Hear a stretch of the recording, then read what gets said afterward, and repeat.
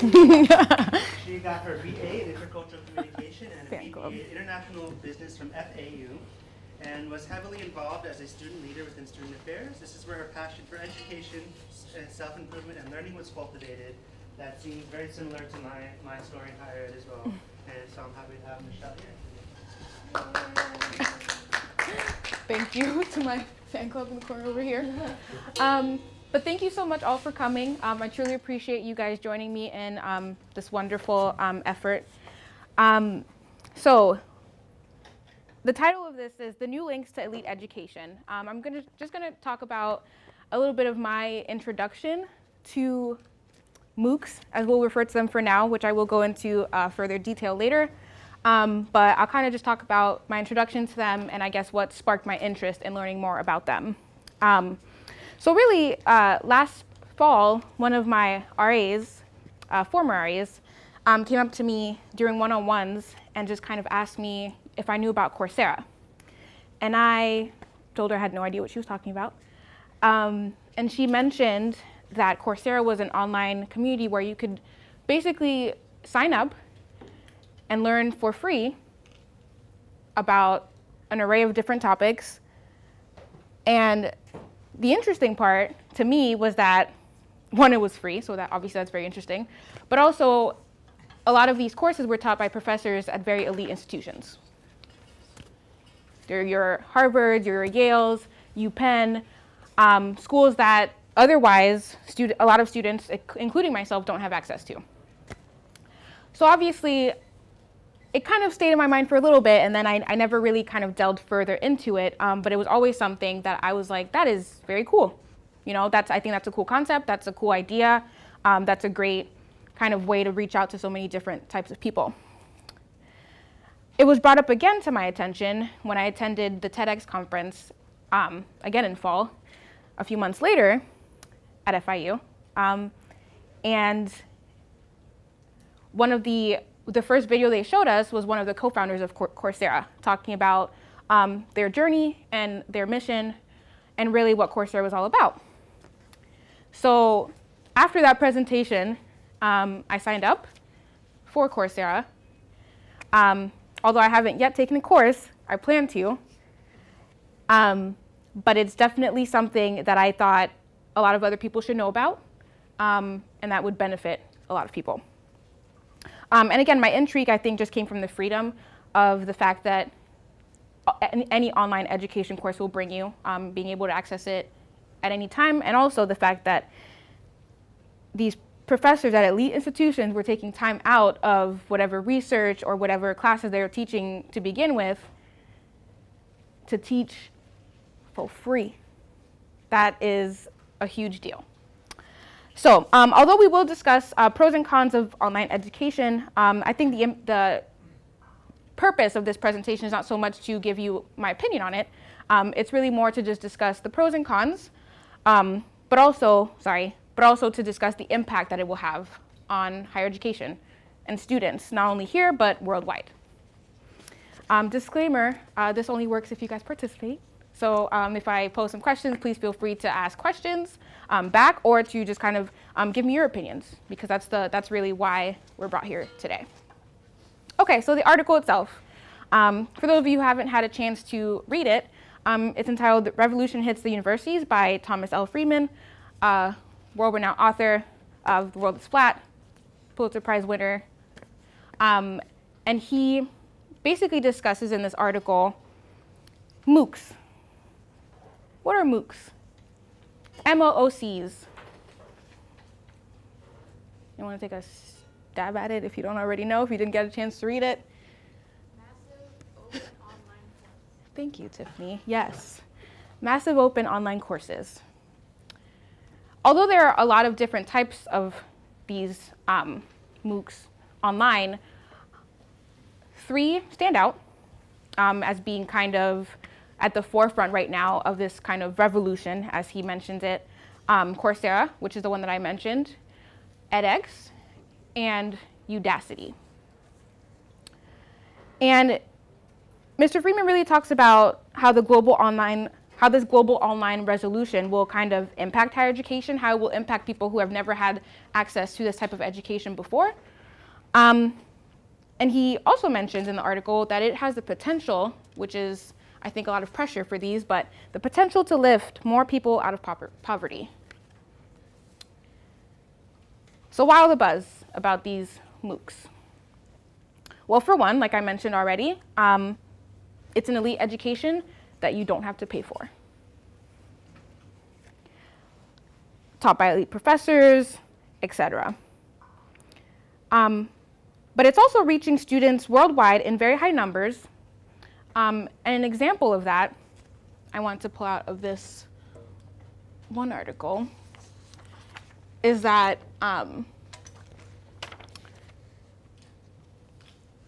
in the article, in this third paragraph, actually, they mention that in May, or since May, some 155,000 students from around the world had taken edX's first course, which was an introductory course on circuits based in MIT. That is greater than the total number of MIT alumni. It's in 150-year history. Which is, I think, amazing to me that, and I think we realize this sometimes, but I don't think we realize how many people want education that can't access it. All right, so enough about me talking. We're gonna talk about cons and then pros because I like to end off on a good note. So what do you guys think, based on just what I've told you so far, what the cons are? What kind of concerns me is that, you know, it kind of takes away the value of having, you know, a kind of higher institution education where you're actually, you know, attending school and paying for it. What does that do for the, you know, the students that are enrolled already and are actually paying? You know, maybe so many people are gonna be aware of this and just, you know, drop out of college and just, you know, go to Coursera or something. So that's what I'm thinking. It's a really good thing, and it's pretty cool because, you know, it's free, and granted it's, you know, it's really, you know, high quality education, but I think like a byproduct of this will probably be a lot of people dropping out and just, but also, you know, it depends on what courses are offered, you know, because I'm sure there's like only 2 or 3 courses, you know, for a given major, but I don't know. It seems like something that would happen, I'm guessing, eventually. Any thoughts on the fact that this might deter people from, I guess, attending a traditional higher education setting? I'm going to play devil's advocate. Oh, okay. Just clarify, for the sake of making a comparison, the credentials that students receive from doing a MOOC, so that way we can have an accurate comparison of what you can get out of either of them. You want a clarification? Yeah, do you get a certificate? So they can get credit or degrees from the MOOCs? Okay. So from these MOOCs, you can't necessarily get a degree. Okay.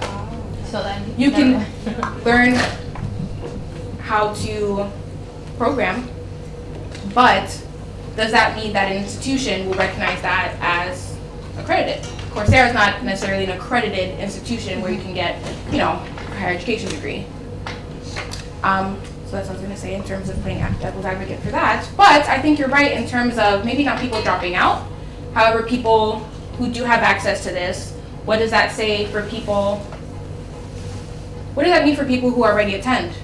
Maybe more competition, you know, amongst professors within the institutions to kind of raise their standards. Like if there's a professor here, you know, maybe they have like a view of how the other professors teaching the same subject and might, you know, kind of get some ideas on how to improve their, you know, way of teaching if so many people. Well, it's also because it's free, so a lot of people, you know, obviously take that advantage. But I don't know, maybe it'll raise more competition on how to like teach the same course or something.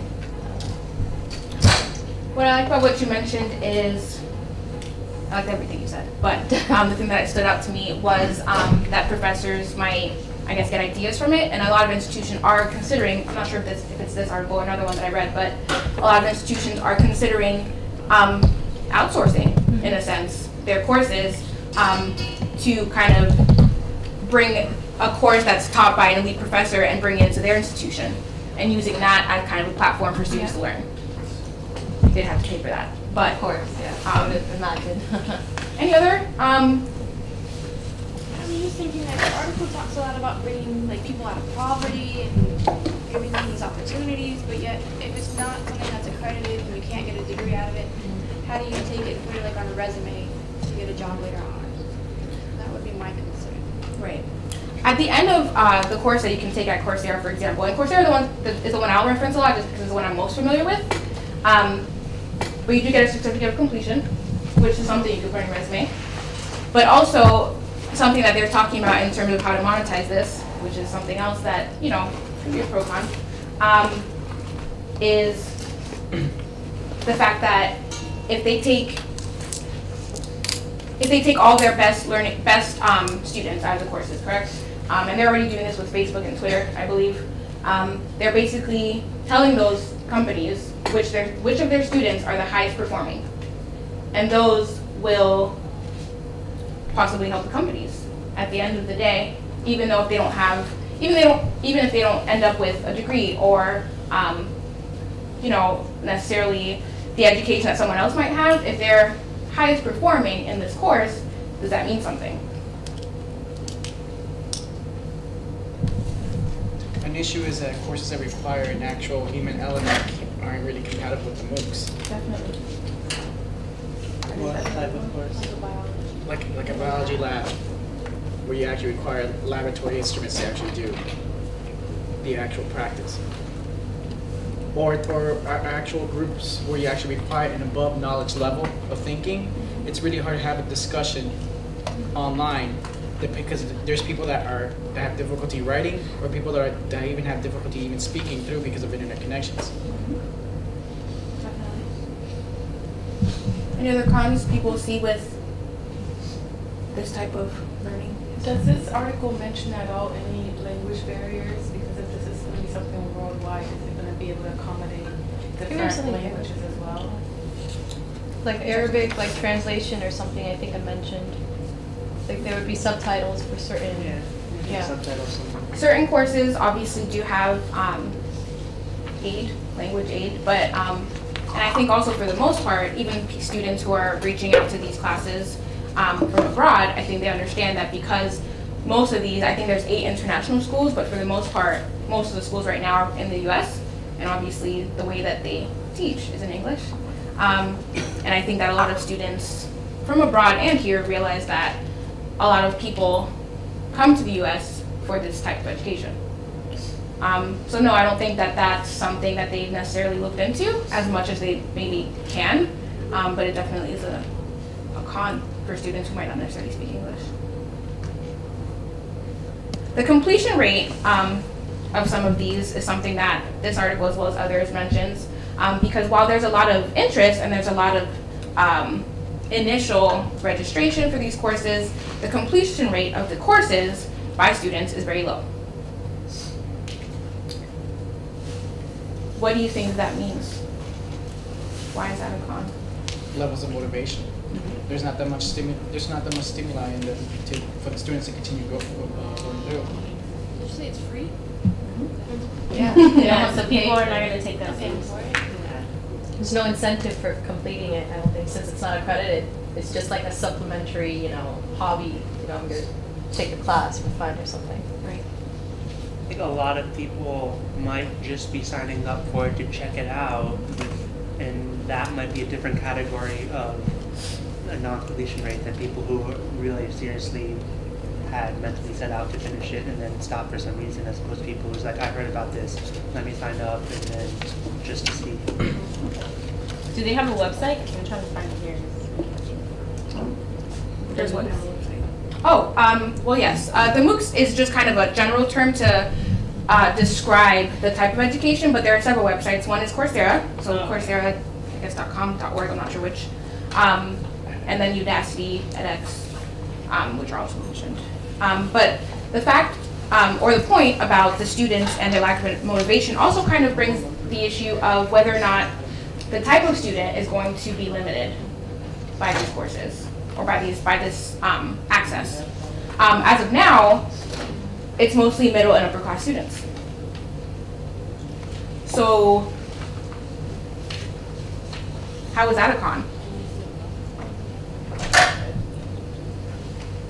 not really showing, you know, the advantage of this leading out of poverty if the only people enrolling are people who can attend school anyway. I'm sure, you know, the ones that are having trouble paying for an education probably don't have a computer, so kind of really takes away from that. And most of the people we would assume that are in elite institutions already or middle upper class maybe already have the motivation. True. Okay, so monetizing. How do people make money from these MOOCs? Advertisement? That's a distraction. As of now, they're not necessarily using advertising as a way to make money. And, I mean, this also poses another question, is monetizing it necessary? Should the company, not should the company, but if the company doesn't make money, does it deter from the impact that it has on students? Yes. How so? I mean, I think that the purpose of this, since it's free, was just to like expose people who can't really get education in the first place to have an opportunity. So I think that was, I mean, I don't really know personally, but I'm assuming that was their initial, you know, mission to kind of, you know, expose underprivileged people to an opportunity to teach. So if they monetize it, yeah, they would be making money, but I think it would just take away from the initial, you know, purpose of it in the first place, you know, of having people, you know, have more opportunities to learn if they don't really have it from before. Are there ways to monetize this that wouldn't affect students? And Maybe that's if you wanted it to be accredited, then like you could take it without, you know, having it accredited, but if you wanted it to be counted accredited, you could charge. So it's like, you can, you know, just like Facebook has ads and has that they make money. It's free, but they, you know, the way they make money is that they all these advertisements pay for that, you know, for Facebook now. So the same way, you know, they can do that here. Ask for donations.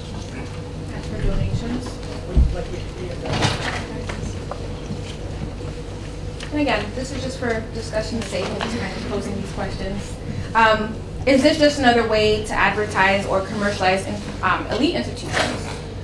Because one thing that was mentioned in kind of to the editor, they have kind of, the New York Times sometimes has responses obviously to these articles where people write in and kind of have their own responses and opinions about the topic at hand. One of the contributors mentioned, is this just another push for elite institutions to have more applicants? Obviously, if all these students from around the world are kind of seeking out this type of education from this institution by ways of this course, how will that help students who don't necessarily have the access to it? And will that affect their numbers in the future? And is that why they're doing it? Will that affect how many people try to enroll in, say, a Harvard or a Yale because of the fact that they understand that these professors are the best of the best and they shouldn't seek out anywhere else? I think it's definitely a component of it. There's definitely a lot of PR coming to these universities because of it. And I think it might also be drawing attention to these universities' programs to actually have students who can't afford to enroll. I'm not familiar with all of the universities' programs, but I know Harvard is extensively reaching out to students who don't have money to enroll and giving them sometimes 100% tuition paid for based on their high school scores and grades and whatnot. So this might start that process of making students interested in the elite school, and then once they're interested, they might be able to research enough to find out, hey, I can go, they'll take me even if I can't pay. Thinking more on the money lines, like we have 50,000 applications a year here, and we charge $30 an application. That's $1.5 million. And call me crazy, but I don't think it costs that much to run the system for the application. And all the applications say what at the bottom? Non-refundable. So yeah, you have more students applying. You know your admissions numbers. You know how many you're going to admit ideally every year. The more you have applying, more money coming in, and they decided to apply. And is that good or bad for those who can apply? I guess is this good or like is it a pro or a con that this might be more advertising, more commercializing, more kind of a push for elite education? What does that do really to? Does that increase the divide in terms of education? Does that increase the divide of people who have access to it and those who don't? I mean, the people that didn't have access, I mean, I guess at the very least, the people that don't have access are in the same position as they were before, because they didn't, at least they can have access to some of the content or some of the, it's not decreasing access.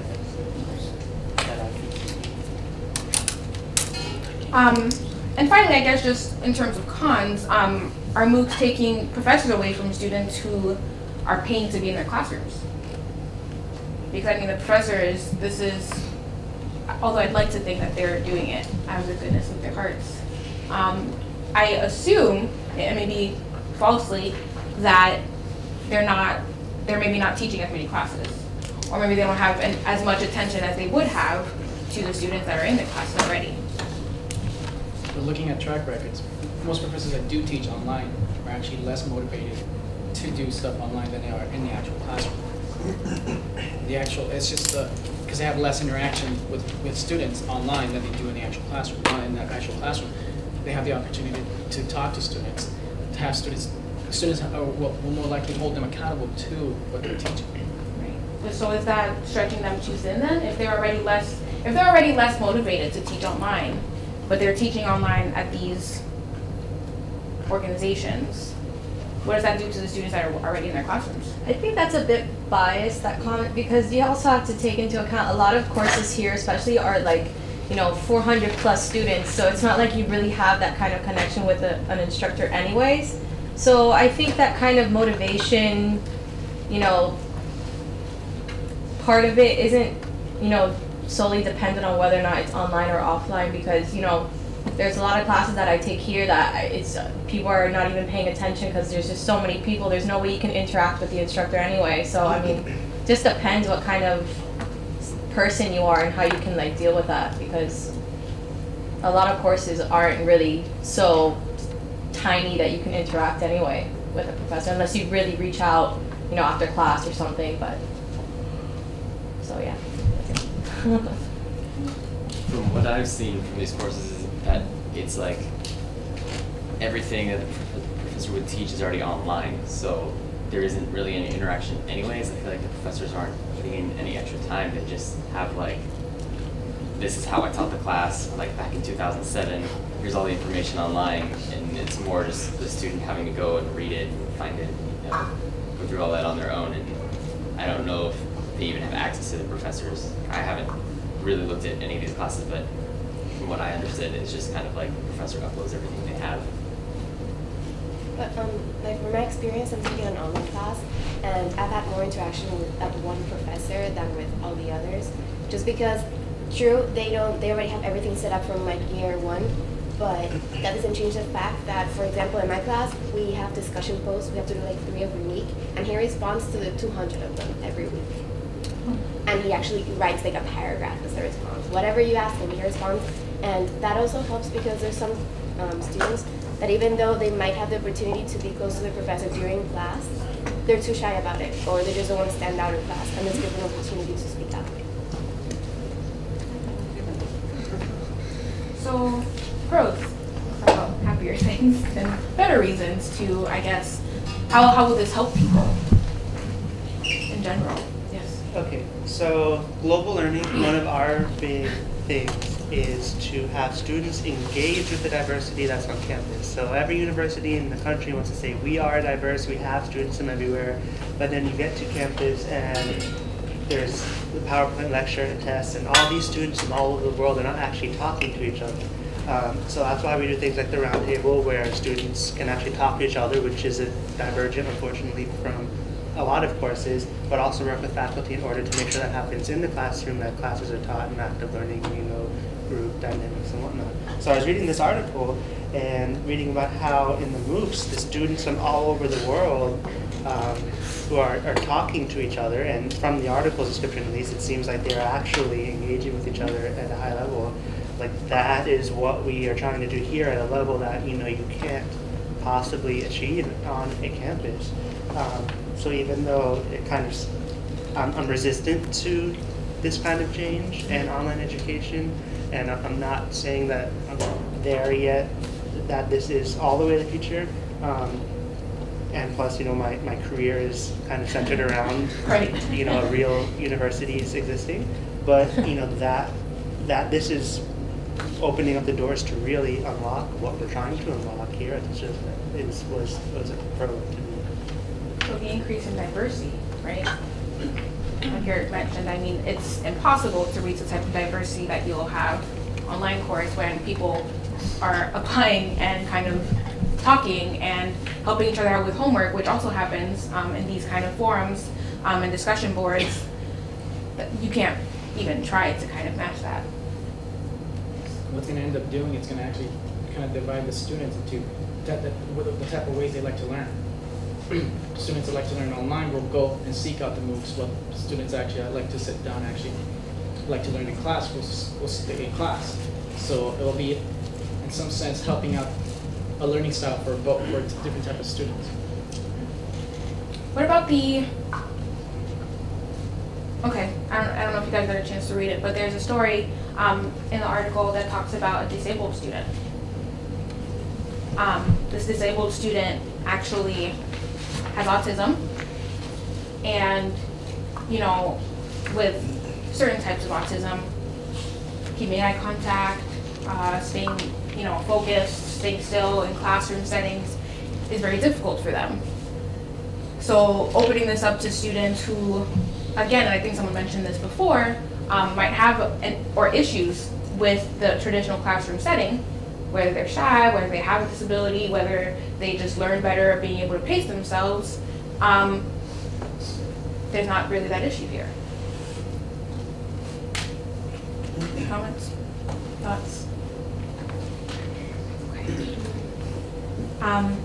Study aids. Something else that the article mentioned. Not only do you have access to so many other people who are taking the class with you, which you would have in a classroom, but something that came to me, at least while I was reading this, is what if I'm taking a class at FIU, single variable calculus, let's say, and the professor doesn't necessarily teach as well as I'd like. And that's not to say anything about FIU professors. That's just an example. But what if I go on this website and they help me to pass my own class? Just because of the different style of teaching. So that's definitely something to consider in terms of maybe students, again, they'd have to have the motivation and inclination to do this, but what if they use this opportunity to kind of have supplemental instruction in a different way than they would have it in their own institution. And we talked about the broad network of peer aid, so I won't go too far. Any other pros, benefits? One thing I would think of is that because they are free, like say maybe you're looking to change your major or something and you find a class that online is free, so you take it and you hate it and you decide not to take that class and pay for it. I think that's probably definitely one of the biggest pros. You don't have to waste money taking a class you don't like. Especially with our new excess credit surcharges in the state, that's a good one. I think it's a good thing because you're getting education, free education from an Ivy League school. I say why not? Even though you don't get credit for it, or you don't have to pay for it. I think it's free and it's good. And it's up to you whether you want to pay attention or not. And I will say that some schools, which I also think it mentions, are looking to kind of partner with Coursera to give credit, either by ways of importing this into their own kind of curriculum, so a teacher brings it in to help them teach, kind of like I talked, like supplemental aid, but also, it's in the University of California, I'm not sure of the name right now, but they're actually trying to partner with them to see if they can give credit for their courses just for taking them. and using that credit towards their own degrees. So that is definitely things that they're talking about. Any other groups? Okay. I just wanted to show a video from one of the co-founders of Coursera, which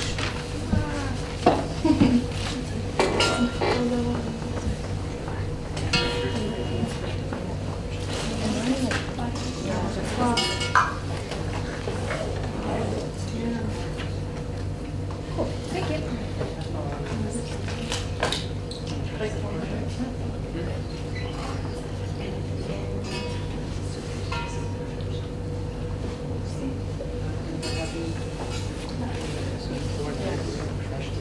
I worked before. Oh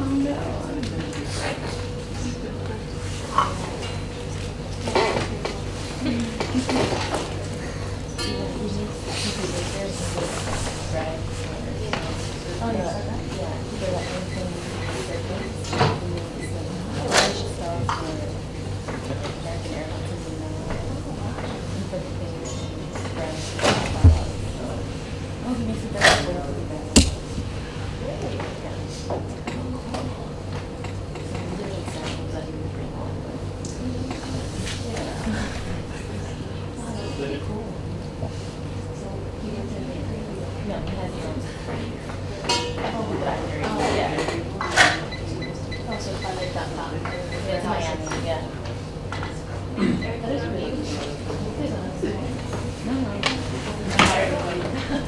It's yogurt, right?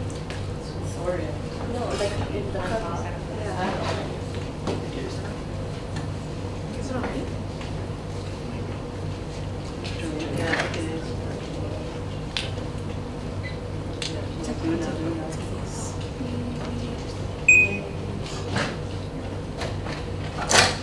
Pervasive. I'm a third-generation PhD, a daughter of 2 academics. In my childhood, I played around in my father's university lab. So it was taken for granted that I attend some of the best universities, which in turn opened the door to a world of opportunity. Unfortunately, most of the people in the world are not so lucky. In some parts of the world, for example, South Africa, education is just not readily accessible. In South Africa, the educational system was constructed in the days of apartheid for the white minority. And as a consequence, today there is just not enough spots for the many more people who want and deserve a high-quality education. That scarcity led to a crisis in January of this year at the University of Johannesburg. There were a handful of positions left open from the standard admissions process, and the night before they were supposed to open that for registration, thousands of people lined up outside the gate, in a line a mile long, hoping to be first in line to get one of those positions. When the gates opened, there was a stampede, and 20 people were injured, and 1 woman died. She was a mother who gave her life trying to get her son a chance at a better life. But even in parts of the world, like the United States, where education is available, it might not be within reach. There's been much discussed in the last few years about the rising costs of healthcare. What might not be quite as obvious to people is that during that same period, the costs of higher education tuition have been increasing at almost twice the rate, for a total of 559% since 1985. This makes education unaffordable for many people. Finally, even for those who do manage to get a higher education, the doors of opportunity might not open. Only a little over half of recent college graduates in the United States who get a higher education actually are working in jobs that require that education. This, of course, is not true for the students who graduate from the top institutions, but for many others, they do not get the value for their time and their effort. Tom Friedman, in his recent New York Times article, captured in a way that no one else could the spirit behind our effort.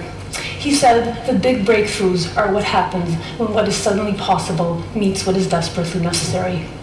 I've talked about what's desperately necessary. Let's talk about what's suddenly possible. What's suddenly possible was demonstrated by 3 big Stanford classes, each of which had an enrollment of 100,000 people or more. So to understand this, let's look at one of those classes, the machine learning class offered by my colleague and co-founder Antoine. Andrew teaches one of the bigger Stanford classes. It's a machine learning class, and it has 400 people enrolled every time it's offered. When Andrew taught the machine learning class to the general public, it had 100,000 people registered. So to put that number in perspective, for Andrew to reach that same size audience by teaching a Stanford class, he would have to do that for 250 years. Of course, he'd get really bored. So, having seen the impact of this, Andrew and I decided that we needed to really try and scale this up to bring the best quality education to as many people as we could. So we formed Coursera, whose goal is to take the best courses from the best instructors at the best universities and provide it to everyone around the world for free. We currently have 43 courses on the platform from I just wanted to kind of put this into perspective for, and again, I'm not trying to condone or, I guess, deter from online education and massive online open courses, but it definitely is something to think about in terms of the opportunities that are present here. Something that the co-founder also mentions is that education should be a right and not a privilege. What do you guys think about that? Agree, at least for the most part? I hope so. Can I address something else in the video? Sure. That I just caught that she at the end they were saying the best professors, the best universities, the best. That reminded me of something that I heard in some news story or something or other about how online education, and I believe they were talking about MOOCs or something similar to MOOCs, was going to make it very difficult for non-elite universities to survive because everyone's going to have access to the best. And so what I would want to talk about maybe is what makes the best, because we're here at FIU, which I think is a great university, but you know, I mean, of course there's tiers of universities and things like that. So, you know, I'm driving to work this morning, I have NPR on. NPR is talking about FIU's research that's helping, you know, preterm babies develop better, and you know, and I hear, you know, it's not uncommon. Every once in a while, you hear FIU research in the news. The same for FAU. The same for FAU's in the Sun Sentinel all the time. It drives me nuts because they don't do FIU much. But I mean, all these schools, you know, our institutions here are doing good things. They're educating tons of students. You always hear, you know, all the first generation students at FIU. So I just want to know, like, what makes the best. So if MOOCs are a thing that are going to emphasize the best professors in the best universities, what does that mean? What makes, you know, athletics is responsible for a big part of school reputations. Let's throw that out the window. That's not really relevant here. What makes the kind of research a university is doing and the kind of professors it has, and what makes it the best? You know, what does that mean for universities that are not the best? I mean, I also think that, to me, I think you're right. And I also think that it's almost an opportunity for schools that aren't necessarily labeled as the best. Because I know that, for example, and I saw this yesterday, all of this really kind of fell into my lap, which was awesome, but FIU is jumping on the MOOCs bandwagon. And they're at least starting to try to, I think they're starting with like 5 courses in different disciplines that you get for free, but that you have to pay a fee, I think, at the end to get the certification or the certificate, whatever it is. But it's a start. I think it's a jump start for universities that aren't necessarily elite in the public eye to kind of showcase the kind of education that you can get at their institutions. Because as of now, for the most part, like she mentions, yes, it is the best schools, or you know, the best schools, the best education, the best professors. But what if other people got in on it? What if other people kind of started to see, okay, well, if this is the way education is going, let's try to show what our professors have and what they can teach the students. And that's definitely an opportunity for them to do that. Okay. And I really, unless anyone else has any other comments, concerns, things that they... Times roundtables have been available online for free way before MOOCs. Just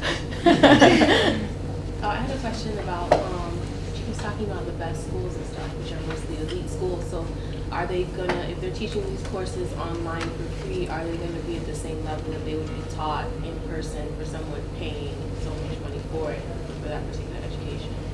So is it not gonna be watered down a little bit because they're trying to give it to a larger audience? I think it depends. I think it depends on the course, and it also, something that we didn't really talk about, but I think the article also does, is the fact that a lot of the grading, for example, because obviously it's easier for a computer to grade math, for a computer to grade, you know, something tangible where there's a right answer, right or wrong, there's black and white, there's no gray really. But for classes that don't necessarily have that, like for say, I think there was a sociology class at some point where the professor had to put more input, and I guess that's where whether or not their time and effort is being taken away from the classroom really comes into play. Because then they have to kind of put more personalized attention to the topic at hand. They can't necessarily leave it to a computer to grade. So if it does or doesn't, I'm honestly not sure. I think it very much depends on the type of class it is. It depends on the student who's taking it, because some people are very kind of active, very, you know, kind of independent learners, and some people do need the extra help. So what does that mean for the student, and what does that mean for the professor teaching the course, in terms of how much time they're putting in?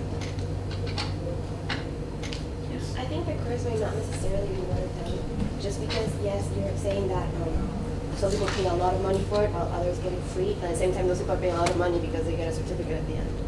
So I don't think they'll think everything like, oh, it's unfair that one person, like, I don't think the teacher will ever be like, oh, I need to put more emphasis on this class than this class, because really the whole reason why the other kids are paying is just to get a diploma. So I don't know if I can express myself. I don't know, but yeah. And I just kind of wanted to leave you guys with this kind of thought in terms of her story, because I think what really was impactful, I think, in what she, and she being the co-founder of Coursera, people would literally die for the education that you are privy to. They wait in lines, they get stampeded, they get injured, because not everyone in the world has, I guess, the access, the opportunity to learn.